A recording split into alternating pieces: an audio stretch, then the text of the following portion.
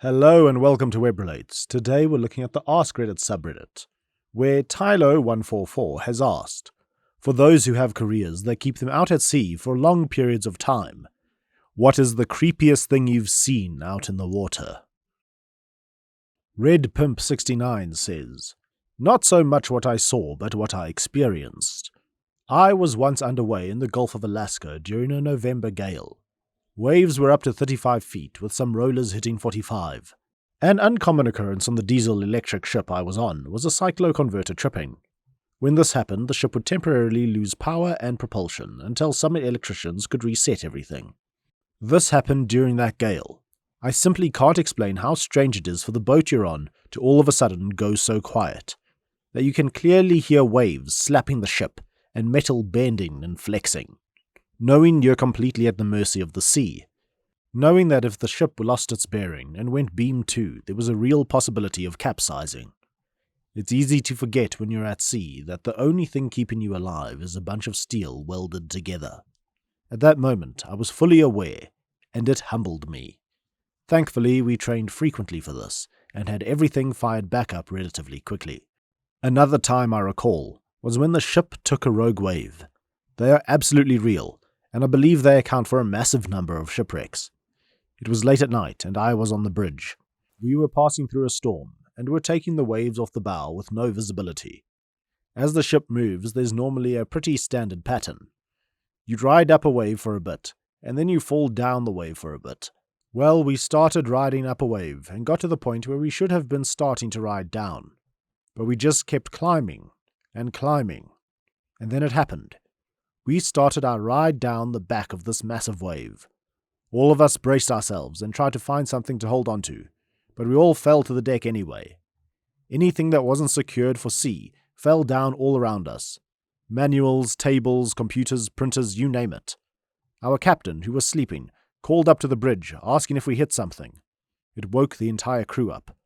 Rogue waves are real, and they are terrifying. I can't imagine being in a smaller boat or taking one of them broadside.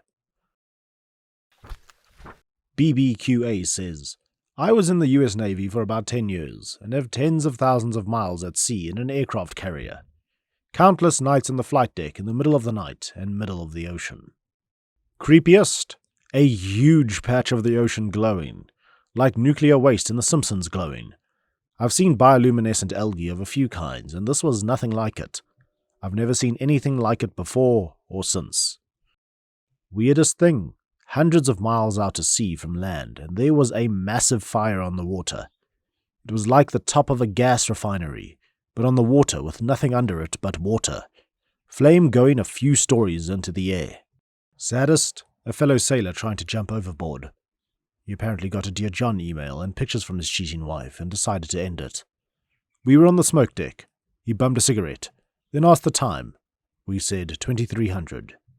He replied, sounds like a good time to die, and in one motion tried to launch over the chest-high wall, with an opening to the water below. Luckily, we were faster than him. We grabbed his legs and wrestled him down and laid on him, and basically hog-tied him till the MAs, Navy cops, got there. Broke my heart, because he was a good dude. I never saw him again. He got transferred off the ship shortly after. Not sure what happened to him, but I hope he's doing better. Funniest? 2 flying fish collide mid-air. I was smoking when we were in the Persian Gulf and saw the fish fly from a pretty far distance towards each other. I remember thinking, there's no bloody way they're going to hit. Then splat, splash. I was in tears laughing, but no one saw it. Everyone just thought I was a weirdo. But I got to see a miracle of nature, lol.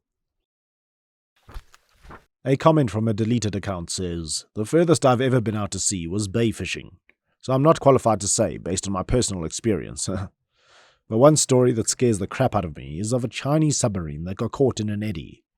Ocean eddies are kind of like enormous whirlpools. They can be at or below the water surface. Some are large enough to be seen from orbit. Anyway, this sub was caught in an eddy and was beginning to drift downwards towards crush depth. Obviously that's pretty scary. But what drives it over the edge to me is that the eddy was pulling them downwards in the direction of a trench. Since they're in a sub, they can't just see outside. It's almost like there was something in the trench that grabbed them and started pulling them down into the abyss. They jettisoned and eventually were able to break free before their sub was crushed and lost to the dark void forever. But the idea of your sub suddenly stopping, going in reverse against your will, and then realizing that you're headed towards an oceanic trench is just next level for me. I'm pretty grounded, but the ocean gets my imagination going. This powerful sub got caught by something and started getting dragged down towards a trench. Yeah, it was an eddy doing it, but yeesh, the imagination comes up with disturbing questions. Thankless Task says, some 20 years ago, on the MV Explorer, since sunk, down near the Antarctic Circle, sailing around the bergs and occasionally making landfall. We rounded into a small bay area, and there, amongst the ice and coast, was an unmarked sailing yacht, which is odd as generally yachts have some identifying markings on them. To add to it, they didn't respond to any radio contact, and whilst I wasn't privy to the conversation, and it was a long time ago, some crew went across via Zodiac and were refused boarding. So basically, a yacht, not a particularly large one, that was unmarked was hanging around in the inhospitable waters of the Antarctic and didn't want any help or contact. Proper weird. Of course, a yacht party in the Arctic keeps the drugs nice and fresh. Tornado Springs says, not creepy, but totally weird. 2 Chinese boats, like small, old fishing vessels, meeting up in the middle of the Atlantic Ocean like half a mile behind us. This was so random, within international waters, but so freaking far away from China. I still wonder what the hell they were doing there. They had no AIS. The first one to arrive close by passed next to us as if to check who we were, and if we were keeping course, sailing vessel, and then went straight towards the other ship and mated. Maybe drug trafficking or maybe just fishing, but yeah, still pretty far away from their most likely official harbour and kind of weird. It was literally in the middle of the pond, around 10 degrees north of the equator, so not your typical fishing route. Chulosaurus says, those are spies. When I was in the Navy, we'd get followed by the nastiest, rustiest, most run-down and covered in bird crap fishing boats you've ever seen, until you look closer and notice all the antenna. My mom's second son says, somewhere in the Atlantic, nice cold as hell night, decided to step out and look at stars. About 10 minutes on, and a boat's mast pops up, sits there a few minutes and then back under. No alarms, nothing. Just some sub-boys getting a bit of late-night O2 in the middle of nowhere next to some friends. Bip Disc says, I'm a recreational sailor who travels for weeks at a time at sea. I once saw a flame on the water not 10 yards from me, just freaking burning at midnight. Patifas has replied, ocean fires are a rare phenomenon that occur when flammable gases seep out of the sea floor and ignite upon contact with oxygen in the water. These fires are not a new discovery, as they have been documented for centuries. Surely weird as hell, though. FD1 Jeff says, this sort of qualifies. Former Navy here. Somewhere off the coast of Italy saw a very, very small boat. Not much bigger than a rowboat, about 9 or 10 miles offshore. This was sometime around midnight. There was no light from land, and no other ships around. It had a light. Our ship's captain said it was a fisherman, and the fish would be attracted to the light at that time. Imagine being in a rowboat about 10 miles offshore in the middle of a pitch-black night, waiting to see what finds you. 07CO has replied, watched a documentary about marine biologists who hypothesized the reason we have no giant squid sightings while on deep dives is their fear of man-made light. His way to test it? He'd take one of those 2-man subs where the entire front was a large plexiglass-like bubble down off Monterey Bay and drop down to the bottom of the ocean. It drops down to 8K right off the coast.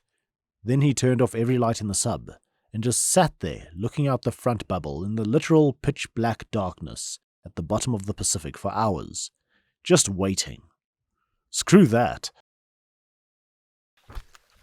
A deleted account says, not so much creepy as eerie, but being out in the blue at night, in a lightning storm in a slack wind.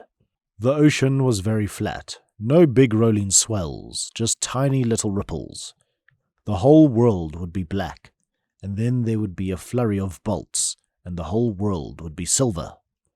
The ocean looked like nothing so much as aluminium foil that had been scrunched up and flattened out.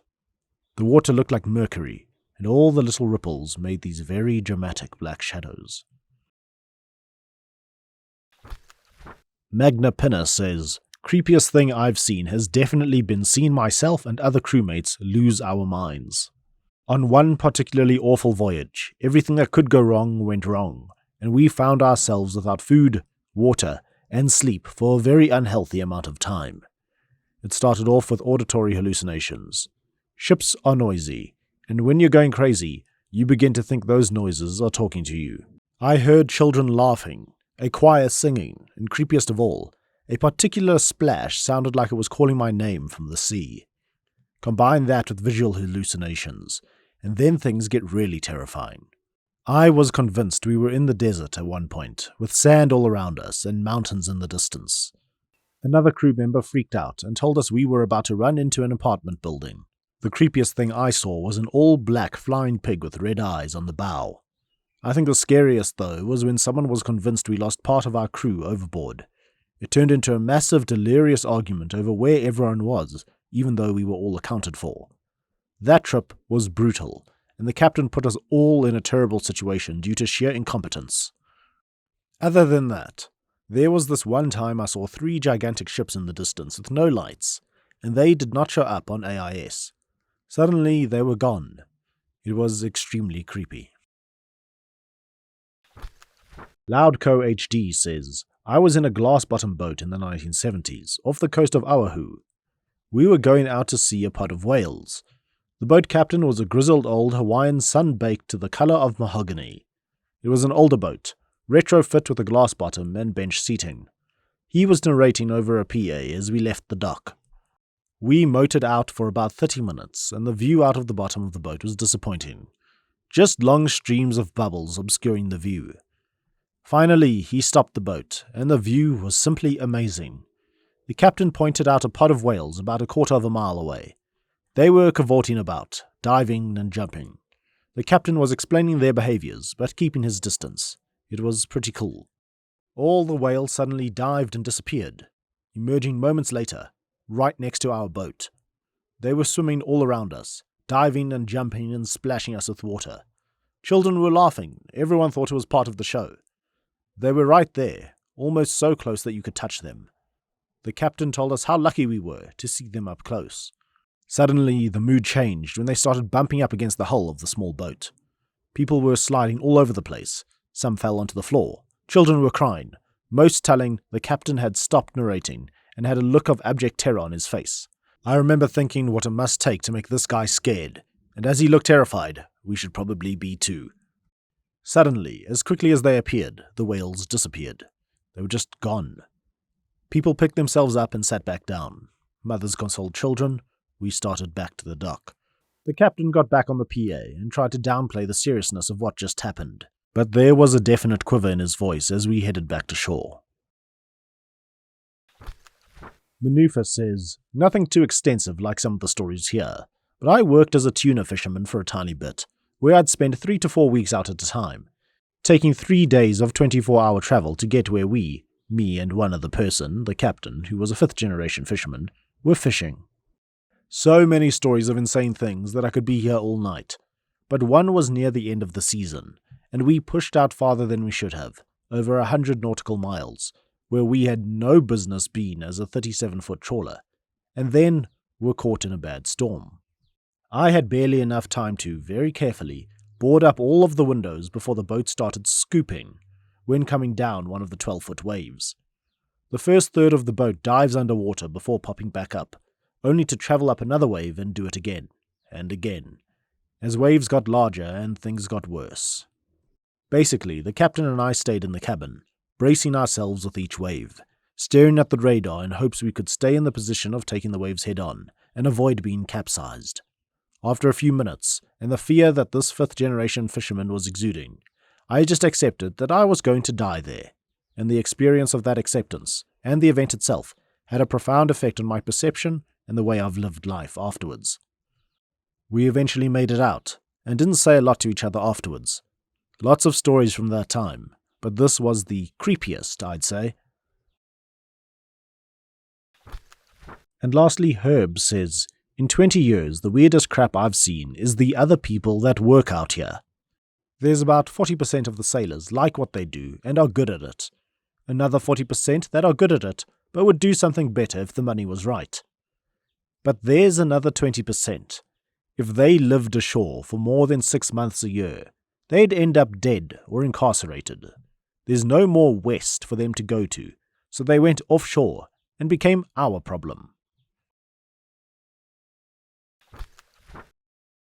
I think the ocean is absolutely terrifying. I've sat in a dark room and my imagination has done all sorts of weird things. I can't imagine being out there in the middle of nowhere. Just this huge sense of emptiness, and yet the sense of something always being right close to you, and just waiting to swallow you whole. Okay everyone, that's all for today. Thank you very much for watching. If you enjoyed, please like, comment and subscribe. And I'll see you guys in the next video. Cheers!